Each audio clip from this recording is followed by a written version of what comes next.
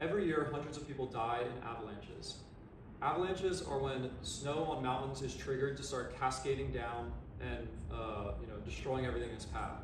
It buries people under 10 to 15 feet of snow. Now, these avalanches could be hundreds of feet wide and hundreds of feet long, covering a large area.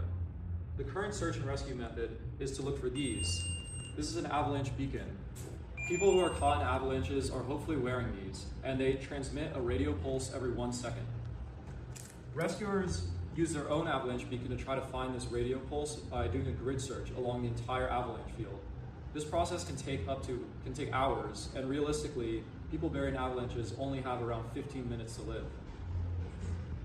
This is SnoScout. This is a robot that searches avalanches fields autonomously. Hopefully, this will dramatically cut the time it takes to search an avalanche field and save lives. Now, I'll show you how it works.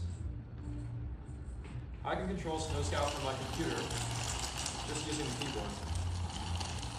It's completely untethered and wireless. We're going to drive it around here and we're going to search for the avalanche beacon. So the antenna on SnoScout is currently trying to pick up the radio waves transmitted by the avalanche beacon. And we're combining that with position data taken from a GPS and the encoders on the wheels to make geospatial data, which we then cluster to find the avalanche beacon. So as we get closer, the signal will get stronger, and SnoScout will predict that the avalanche beacon is nearer to it. Now, while they're driving it, the rescuer has access to this dashboard. Here, I can see all of the data points that are being delivered, the point of the robot, and then also the beacon estimate point. As you can see, it's constantly moving as the robot refines its prediction. Now let's go over and see how the robot works. So in order to drive this robot, we have two 1:57 gear ratio DC motors with encoders. We have driving these big 9-inch wheels. We have passive casters in the front, and we have a flexible transmission collar or transmission coupler. And two long custom shafts. Here are the batteries.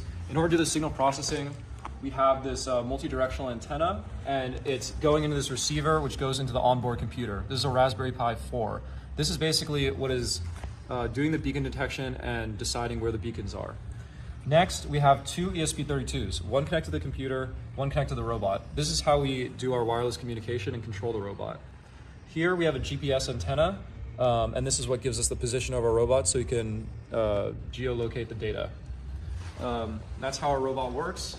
Hopefully we can turn this into an aerial drone that search and rescuers can bring along with them and save lives by cutting the search time.